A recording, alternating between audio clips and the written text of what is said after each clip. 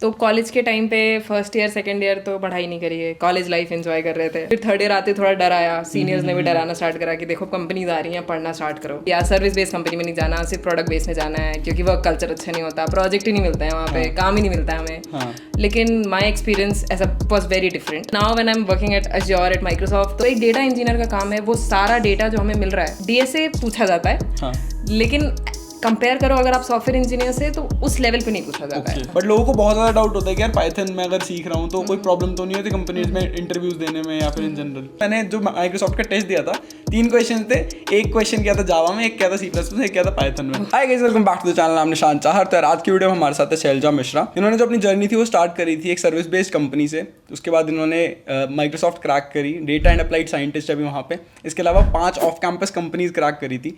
तो आज की वीडियो में काफ़ी सारी चीज़ों के बारे में डिस्कस करने वाले हैं कि डेटा इंजीनियरिंग क्या होती है, डेटा एंड अप्लाइड साइंटिस्ट करते क्या है एग्जैक्टली, इसके अलावा डिफरेंस क्या होता है सॉफ्टवेयर इंजीनियरिंग वर्सेस इसमें। तो पहले उनका एक छोटा सा इंट्रोडक्शन लेते हैं, फिर वीडियो को स्टार्ट करेंगे। तो कॉलेज के टाइम पे फर्स्ट ईयर सेकंड ईयर तो पढ़ाई नहीं करी है, कॉलेज लाइफ एंजॉय कर रहे थे और इतना आइडिया भी नहीं था प्रोग्रामिंग का। और थोड़ा बहुत सी प्लस प्लस जावा का था और उसमें भी बहुत ज़्यादा इंटरेस्ट नहीं था उस टाइम पे। तो फर्स्ट ईयर सेकंड ईयर तो ऐसे चिल चला गया। फिर थर्ड ईयर आते थोड़ा डर आया, सीनियर्स ने भी डराना स्टार्ट करा कि देखो कंपनीज आ रही हैं, पढ़ना स्टार्ट करो। तो स्टार्टिंग में इंटर्नशिप्स वगैरह भी थी। स्टार्टिंग में बहुत डर लगा क्योंकि कुछ पढ़ा नहीं था इतना, ऐसा तो लगा कर पाएंगे कि नहीं कर पाएंगे वाली चीज़। तो फिर स्टार्ट करा। तो उस टाइम पे मुझे मेरी एक मेंटोर असाइन हुई जो actually she was specialized in NLP. तो उन्होंने मुझे डेटा साइंस फील्ड से रूबरू कराया कि okay this is a field जिसको भी आप एक्सप्लोर कर सकते हो, वरना एज अ कॉलेज स्टूडेंट आपको लगता है कि ठीक है software engineering is the only thing, इतना आइडिया भी नहीं होता बाकी चीज़ का। तो शी आस्क्ड मी कि इसके बारे में पढ़ते हैं और इस पे प्रोजेक्ट बनाएंगे। तब स्टार्ट करा पाइथन की, पाइथन पढ़ना स्टार्ट करा बेसिक से कि पाइथन में क्या होता है, कैसे होता है। फिर डेटा साइंस क्या है, एनएलपी क्या है, मशीन लर्निंग क्या है। तो data science as a field उसके बारे में तब पता चला। फिर थोड़ा इंटरेस्ट आने लगा उसमें, क्योंकि बाकी में इतना इंटरेस्ट नहीं आ रहा था। तो फिर जब कॉम्पिटिटिव कोडिंग करी फॉर कंपनीज तो फिर पाइथन में ही करा सब कुछ, कि पाइथन एज अ लैंग्वेज उसी टाइम डिसाइड हो गई थी। उसके बाद फिर टारगेट करा उन्हीं कंपनीज को जहाँ पे थोड़ा डेटा रिलेटेड रोल हो, क्योंकि मोस्टली जो कंपनीज आती हैं कॉलेज में वो सॉफ्टवेयर इंजीनियरिंग रोल के लिए हायर करने आती हैं। उसके बाद फिर कॉलेज में फ्रैक्टल आई थी। तो fractal is AIML based company, तो इसने डेटा इंजीनियर रोल के लिए आई थी हायरिंग के लिए। तो इसका रोल बहुत अच्छा लगा था कि ये थोड़ा अलाइन हो रहा है with what I know and with what I aspire. तो फिर फ्रैक्टल निकाल ली थी, तो then I join Fractal as a data engineer. Okay, फिर जो फर्स्ट ऑन कैंपस थी मतलब फ्रैक्टल, तो एंड ऐसा होता है जनरली कॉलेजेस में कि अगर तुमने एक कंपनी क्रैक कर ली तो तुम और कंपनीज में नहीं बैठ सकते, राइट। तो फ्रैक्टल क्रैक करने के बाद it was a service based company and Tier 2 college था, तो यहीं से स्टार्ट हुई पूरी जर्नी। तो आपका फ्रैक्टल में एक्सपीरियंस क्या था? एक सर्विस बेस्ड कंपनी है बट आपने लाइक काफ़ी चीज़ें सीखी होंगी एंड फिर उसके बाद आपने क्रैक करी सारी अमेजिंग कंपनीज। ठीक है, वीडियो में आगे बढ़ने से पहले तुम्हारे लिए एक इंपॉर्टेंट इन्फॉर्मेशन है कि if you want to switch your job from a non CS background, या फिर अगर तुम्हें सॉफ्टवेयर इंजीनियरिंग से डेटा इंजीनियरिंग, डेटा वाली साइड जाना है, so there is an amazing placement guarantee program by Coding Invaders. इसमें तुम एनरोल कर सकते हो, इसमें तुम्हें 100% प्लेसमेंट गारंटी की जाती है। अब यहाँ पे जो भी चीजें हैं, जितनी भी टेक्नोलॉजी है, सब कुछ बिल्कुल स्क्रैच से सिखाया जाता है। एंड जो ये प्रोग्राम है यार 6.5 मंथ्स का प्रोग्राम है। बाकी डिटेल्स तुम जाके वेबसाइट पे चेकआउट कर सकते हो। If you use my code Nishant you will get 30% of on the course fees. तो यहाँ पे तुम्हारे काफी सारे लाइव सेशंस होते हैं, प्रैक्टिस सेशंस होते हैं। इसके बाद लास्ट में तुम्हारे इंटरव्यू शेड्यूल कराए जाते हैं एंड तुम्हारे इंटरव्यू कॉल्स कराए जाते हैं जब तक तुम्हारे लाइक फाइनल सिलेक्शन नहीं हो जाता है। अब जब प्लेसमेंट के स्टार्ट है वो 94% हैं। बाकी जो 6% लोग हैं जो किसी वजह से टाइम नहीं निकाल पाए थे, वो कोर्स कंप्लीट नहीं कर पाए थे, उनकी प्लेसमेंट नहीं लगी थी, उनको मनी बैक गारंटी मिल जाती है and they get all their course fees back. If you are interested in data analytics or data side of the things, you can definitely check out the course. The link is in the description. 30% off के लिए you can use my code निशान। अब बढ़ते हैं आगे video की तरफ। तो यार Fractal I got as a data engineer, तो वहाँ पे कॉलेज प्लेसमेंट हो गया था and once you are place तो फिर लॉक हो जाते हो आप और किसी कंपनी में बैठ नहीं सकते। बट फ्रैक्टल एक्चुअली मैंने टारगेट भी करी थी, क्योंकि जैसे मैंने कहा मेरा डेटा साइंस में इंटरेस्ट है और वो AIML बेस्ड कंपनी थी। तो फिर वही ना एक बहुत अच्छा प्लेटफॉर्म मिल गया। तो ये चीज़ तो पहले तो मैं बोलना चाहूँगी कि मैंने बहुत लोगों से सुनी भी है ये चीज़ कि यार सर्विस बेस्ड कंपनी में नहीं जाना, सिर्फ प्रोडक्ट बेस में जाना है, क्योंकि वर्क कल्चर अच्छा नहीं होता, प्रोजेक्ट ही नहीं मिलता है वहाँ पे, काम ही नहीं मिलता है हमें। लेकिन माई एक्सपीरियंस ऐसा वॉज वेरी डिफरेंट। तो मैं ये चीज़ तो सबसे पहले क्लियर कर देना चाहती हूँ कि हर सर्विस बेस्ड कंपनी ऐसी नहीं होती। Fractal was a very nice company. अगर हम कल्चर और प्रोजेक्ट्स की बात करें तो मुझे बहुत सारे प्रोजेक्ट्स में काम करने को मिला in this very less duration, और इतने कम टाइम में मैंने इतने सारे प्रोजेक्ट्स में काम करा जिसकी वजह से मैंने जितने भी इंडस्ट्री की लेटेस्ट टूल्स हैं उन पे मैंने काम करा। तो एज अ डेटा इंजीनियर जो आपको चाहिए होता है एज अ बहुत अच्छा बेस, तो वो मुझे फ्रैक्टल ने प्रोवाइड करा। और प्रोजेक्ट्स तो है ही है, उसके अलावा वर्क लाइफ बैलेंस और कंपनी कल्चर बहुत अच्छा है। काफी सही। तो सर्विस बेस्ड कंपनी वाला मुझे फील नहीं आया। काफी सही। तो लाइक आपने माइक्रोसॉफ्ट क्रैक करिया and you are currently working under Azure, right? तो वहाँ पे शायद आपने बताया था फ्रैक्टल में भी काफी ज्यादा टेक्नोलॉजीज में यूज करा था, तो अज्योर वाला थोड़ा सा वहाँ पे फायदा हो गया, राइट? तो एक्चुअली मैंने फ्रैक्टल में जब काम करना स्टार्ट करा था तो मुझे बिग डेटा और क्लाउड का इतना आइडिया था नहीं। हाँ. तो वहाँ पे स्टार्टिंग में हमने प्रॉपरली ट्रेन करा ऑन अज्योर। तो वही है ना, अज्योर पे काम करा, अज्योर सीखा, जिसकी वजह से अज्योर फंडामेंटल्स पे, अज्योर की सर्विसेज जैसे हमारी डेटा फैक्ट्री हो गई, सिनैप्स हो गया, इन सब पे बहुत अच्छा मुझे नॉलेज मिल गया था। तो उसकी वजह से now when I am working at Azure at Microsoft, तो I am already well aware of that thing. तो इसी वजह से it was a very good base. तो मुझे अच्छे से सारी अज्योर क्लाउड की अंडरस्टैंडिंग हो गई थी। ग्रेट। अब नेक्स्ट जो इंपॉर्टेंट क्वेश्चन है वो ये, क्या डेटा इंजीनियरिंग एग्जैक्टली होती क्या है, करना क्या होता है? मतलब हम सुन रहे हैं इतना ज़्यादा डेटा इंजीनियरिंग के पैकेजेस भी काफ़ी अच्छे होते हैं ऑनेस्टली, एंड लोग स्विच करते हैं from 5 lakh to 15 lakh 20 lakh 25 lakh and बढ़ता रहता है ऐसे जैसे जैसे तुम आगे बढ़ते जाते हो, अच्छी कंपनीज में जाते हो। तो होता क्या डेटा इंजीनियरिंग? हाँ, ये एक्चुअली बहुत अच्छा क्वेश्चन है, क्योंकि बहुत लोगों को ये चीज़ समझ नहीं आती, बिकॉज सॉफ्टवेयर इंजीनियरिंग सबको पता है, डेटा इंजीनियरिंग किसी को ऐसे समझ नहीं आती। तो मैं I try to explain easy way में। तो डेटा इंजीनियर का काम है to get the data, because हमारे in our industry the most important thing for us is data, right? तो डेटा जो हमें अवेलेबल है वो हमें बहुत सारे सोर्सेज से मिलता है। तो हम 5 V's की बात करते हैं जब हम डेटा में बात करते हैं, तो हमारे पास बहुत वॉल्यूम ऑफ डेटा से डील करते हैं हम। बहुत वैरायटी होती है डेटा में, कुछ स्ट्रक्चर्ड होता है, अनस्ट्रक्चर्ड होता है, वेलोसिटी अलग होती है, कुछ रियल टाइम डेटा होता है, कुछ बैच डेटा होता है। तो एक डेटा इंजीनियर का काम है वो सारा डेटा जो हमें मिल रहा है from various sources at various time, उसको फेच करना अपने सिस्टम में, उसके ऊपर ट्रांसफॉर्मेशन करना, ताकि हम उस डेटा को उस फॉर्म में कन्वर्ट कर सके which is needed for further business. Okay. तो ये पूरा creation of pipelines to process the data, transform it and then store it, ये एक बेसिक आर्किटेक्चर वाइज ये काम है एक डेटा इंजीनियर का, पूरा डेटा सिस्टम क्रिएट करना। ओके। तो मतलब क्योंकि डेटा लाइक काफ़ी इंपॉर्टेंट है आज के टाइम पे, तो डेटा का यूज़ करके उससे कुछ चीज़ें लाइक एक्सट्रैक्ट करना कि क्या हमें नेक्स्ट स्टेप्स लेने चाहिए, वो भी करना होता है, राइट? राइट। तो जो डेटा एंड अप्लाइड साइंटिस्ट है, तो अप्लाइड साइंटिस्ट वाला काम जनरली ये है, राइट। तो data and applied scientist at Microsoft, तो it's like a mix of data engineering and data science. तो हम यहाँ पे क्या कर रहे हैं, लाइक आई सेड, हमारे पास डेटा जो अवेलेबल है उसको अपने सिस्टम में लेके आना, उसके ऊपर ट्रांसफॉर्मेशंस करना, बिकॉज जो डेटा हमारे पास अवेलेबल है उसको तो हम प्रोसेस नहीं कर सकते, उसको एक प्रॉपर बिजनेस रिक्वायरमेंट के हिसाब से स्ट्रक्चर में लाना होता है। उसके बाद उसमें हम डेटा साइंस लगाते हैं ताकि उस डेटा से हम इन्फॉर्मेशन निकाल सकें। तो ये जो जर्नी है डेटा से इन्फॉर्मेशन की, that is data science, and raw data से data, that is data engineering. Okay.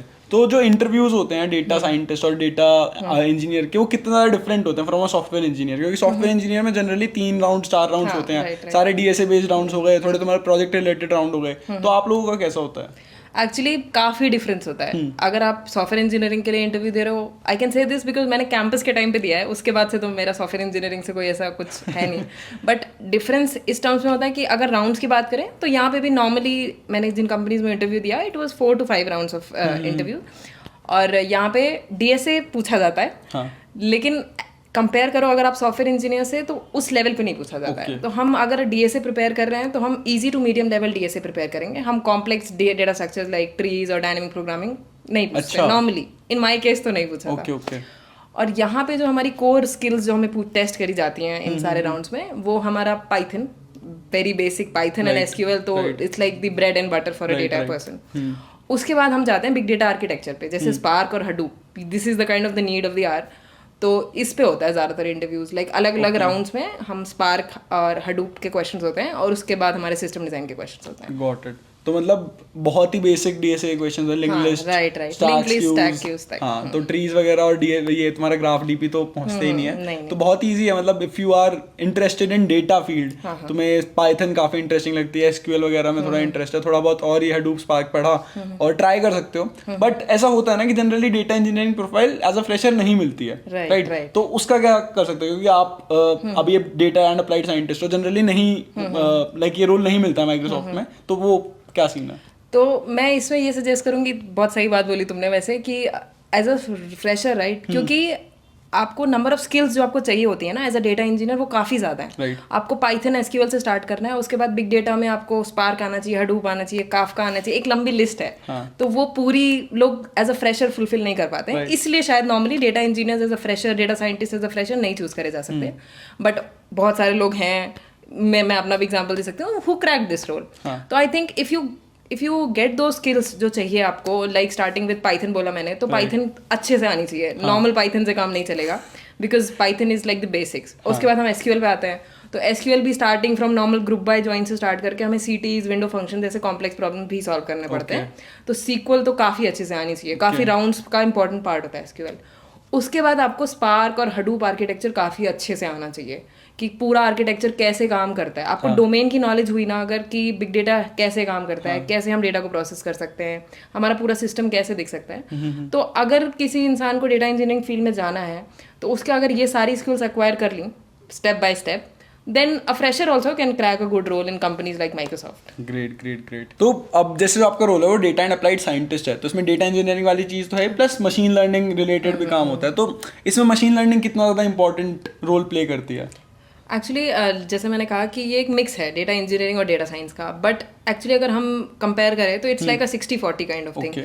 तो मेरा जो पास बैकग्राउंड था, I come from a data engineering background, तो डेटा इंजीनियरिंग की स्किल्स की सबसे ज़्यादा रिक्वायरमेंट है, बिकॉज जब तक आप डेटा प्रोसेस ही नहीं कर पाओगे तो फिर तो आप डेटा साइंस तक पहुंचोगे कैसे। तो डेटा इंजीनियरिंग स्किल्स जैसे कि SQL, Python, Hadoop, Spark, Oozie, Kafka type की आपको नॉलेज होनी चाहिए। उसके बाद आते हैं हम डेटा साइंस पे। तो data science is a very broad domain and we are not core data scientist. तो since we are not core data scientist, तो हमें machine learning, classification, regression type problems आने चाहिए। जैसे मेरा कोर था एनएलपी, मैंने एनएलपी में प्रोजेक्ट्स और काम करा हुआ है। तो मेरी एनएलपी की बैकग्राउंड नॉलेज और डेटा इंजीनियरिंग की नॉलेज की वजह से मिक्स, तो इट्स लाइक मैंने यहाँ पे ये रोल क्रैक करा। तो इन टर्म्स ऑफ जो तुम्हारा क्वेश्चन था कि कितना नॉलेज आपको चाहिए, तो हाँ, आपको पता होना चाहिए कि data science as a field क्या है, डेटा साइंस में क्या क्या होता है। बट मैं इतना नहीं कहूँगी आपको you don't need to be very specialized in deep learning kind of thing. But हाँ, मशीन लर्निंग क्या है, basics of machine learning and specialization in a single field, that can be NLP, computer vision, deep learning, anything. इससे हो जाएगा। Okay. तो आपने जितने भी टेस्ट दिए कंपनीज के, वो पाइथन में दिए, बट लोगों को बहुत ज़्यादा डाउट होता है कि यार पाइथन में अगर सीख रहा हूँ तो कोई प्रॉब्लम तो नहीं होती कंपनीज में इंटरव्यूज देने में या फिर इन जनरल? नहीं, एक्चुअली ये बहुत अच्छा क्वेश्चन पूछा तुमने, क्योंकि बहुत सारे लोगों को ये डाउट होता है, कॉलेज स्टूडेंट्स को तो स्पेसिफिकली, कि पाइथन में तो नहीं हो पाएगा। लेकिन ऐसा कुछ नहीं है, मैं अपना एग्जांपल दे सकती हूँ कि आप कॉम्पिटिटिव कोडिंग अगर कर रहे हो पाइथन में, तो गो फॉर इट। एंड मुझे तो लगता है कंपेरेटिवली थोड़ी ईजी भी होती है पाइथन, तो इसलिए you can crack any company. और क्रॉस लैंग्वेज होता है वैसे भी एग्जाम, तो आप पाइथन में प्रिपेयर कर सकते हो। एंड कुछ लोग ये भी पूछते हैं कि डेटा स्ट्रक्चर्स प्रिपेयर कर रहे हैं तो पाइथन से प्रिपेयर करना ज़रूरी है क्या? तो मेरा बस ये सजेशन है कि अगर आप पाइथन एज अ लैंग्वेज पढ़ रहे हो तो डेटा स्ट्रक्चर्स भी पाइथन में ही सॉल्व करो, आपको इजी भी बढ़ जाएगा। एंड इंटरेस्ट की भी बात होती है, तो अगर आपको पाइथन में इंटरेस्ट है तो डेटा स्ट्रक्चर्स पाइथन में सॉल्व करने का ट्राई कर सकते हैं। मतलब लैंग्वेज से इतना ज़्यादा फर्क नहीं पड़ता। बात ये है कि तुम्हारे जो कॉन्सेप्ट्स हैं कोर की, डेटा स्ट्रक्चर्स होते क्या हैं, एरेज क्या करता है, लिंक लिस्ट क्या करते हैं, उस पर ज़्यादा फर्क पड़ता है कि ट्रीज कैसे बनाने हैं, ट्रीज को यूज़ कहाँ करना है, तुम्हारे ग्राफ्स कैसे वर्क करते हैं। Language is just a tool कि ये तुमने बस कोड करने के लिए यूज़ कर लिया। बस कॉम्पिटिटिव प्रोग्रामिंग कई बार जब वो टाइम वाली चीज़ आती है तो इंटरप्रेटर वर्सेस कंपाइलर वाली दिक्कत आ जाती है पाइथन और C++ जावा में। तो टाइम स्लो, थोड़ा ज़्यादा टाइम लग जाता है, थोड़ी स्लो होती है। बट इन जनरल अगर तुम इंटरव्यूज़ में कोड कर रहे हो या फिर टेस्ट में उसको यूज़ कर रहे हो तो नहीं होता। मैं बताता हूँ, मैंने जो माइक्रोसॉफ्ट का टेस्ट दिया था, 3 क्वेश्चन थे। एक क्वेश्चन किया था जावा में, एक किया था C++ में, एक किया था पाइथन में, ठीक है, क्योंकि वो उस लैंग्वेज में वो ईजी करना था। तो ऐसा कुछ नहीं होता, language is not never a barrier, and तुम कभी भी कोई भी लैंग्वेज यूज़ कर सकते हो। तो यार एक लास्ट क्वेश्चन है आपके लिए, कुछ सजेशंस वगैरह हो जो अभी या तो सर्विस बेस्ड कंपनीज में है या फिर अभी 3rd-4th ईयर में जिनको डेटा साइंस, डेटा इंजीनियरिंग की तरफ जाना है, तो वो कैसे कर सकते हैं? ओके, सो सजेशन के केस में तो मैं सबसे पहली चीज़ ये दूंगी जो मैं लोगों से बोलती भी हूँ कि don't run for anything directly. मैंने देखा है कि लोग सीधे मशीन लर्निंग पे कूद जाते हैं, और अगर डेटा स्ट्रक्चर्स भी पढ़ रहे हैं तो नहीं, हम सीधे डायनेमिक प्रोग्रामिंग के क्वेश्चन सॉल्व करेंगे, बिकॉज वो पूछे जाते हैं। फॉर श्योर वो इंपॉर्टेंट है, लेकिन जो सबसे बड़ी गलती हम यहाँ कर जाते हैं ना, कि हम अपने बेसिक्स पे ध्यान नहीं देते हैं। और इतने सारे इंटरव्यूज निकालने के बाद मुझे जो चीज़ समझ में आई ना, कि सबसे ज़्यादा इंपॉर्टेंट पार्ट है तुम्हारा बेसिक्स। तुम्हारा बेसिक्स जितना स्ट्रांग है, तुम्हारा डोमेन नॉलेज उतना स्ट्रांग होगा, और जहाँ तुमने बेसिक्स कर ली, अपने आप ही तुम धीरे धीरे सारी चीज़ें कर लोगे। तो मेरा सजेशन ये है कि सीधे पांडास और नंपी पे ना जाके हम पाइथन में हम नॉर्मल लिस्ट, ट्यूपल, डिक्शनरी पढ़ेंगे। हम डेटा स्ट्रक्चर्स में हम डायरेक्ट डायनेमिक प्रोग्रामिंग पे ना जाके नॉर्मल पहले सीखेंगे कि रिकर्जन क्या होता है, और स्पार्क में भी हम डायरेक्ट सीधे हडूप, ऊजी, काफका पे ना जाके स्पार्क आर्किटेक्चर समझेंगे कि बिग डेटा आर्किटेक्चर है क्या। एसक्यूएल में भी हम जॉइंट्स तो सीख लें पहले, हम डायरेक्टली क्यों सीटीज पे कूदेंगे। तो फॉर माय सजेशन कॉलेज के स्टूडेंट्स के लिए specifically who are preparing for interviews and everything is basics पे ध्यान दो, बेसिक्स से स्टार्ट करो और धीरे धीरे अपने आप को अपस्किल करो। एंड डरना नहीं है, हो जाता है डेटा इंजीनियरिंग में लोगों का, कॉलेज फ्रेशर्स का भी, बस गेट दोज रिक्वायर्ड स्किल्स जो चाहिए as a data engineer. Right मतलब ये बेसिक्स वाली चीज़ सही में काफ़ी ज़्यादा इंपॉर्टेंट है। लोग स्किप कर देते हैं, मतलब रिकर्जन ही स्किप कर दिया, पहुंच गए डायनेमिक प्रोग्रामिंग में, फिर बैठ के सोच रहे हैं तो हो ही नहीं रहा है, अब तुमसे रिकर्सिव रिलेशन ही नहीं लिखी जा रही है तो तुम कैसे डायनेमिक प्रोग्रामिंग के क्वेश्चन सॉल्व करोगे। तो बेसिक्स बहुत ज़्यादा इंपॉर्टेंट होते हैं, चाहे कोई भी चीज़ हो। If you are good with basics तो चीज़ें अपने आप बाद में ठीक होती जाती हैं। तो thank you so much Shailaja for taking out time, काफ़ी मज़ा है आपके साथ बात करके। शैलजा लाइक लिंक्डइन पे एक कंटेंट क्रिएटर हैं, वहाँ पे like data engineering related interview preparation tips वगैरह डालते रहते हैं, तो you can follow her, LinkedIn profile का लिंक डिस्क्रिप्शन में होगा। तो thank you so much. Thank you Nishan, thank you for having me here, it was a very nice conversation. यार इतना ही था आज वाली वीडियो में। वीडियो पसंद आई तो वीडियो को लाइक कर देना, सब्सक्राइब कर देना चैनल को। मिलते हैं नेक्स्ट वाली वीडियो में, तब तक के लिए बाय।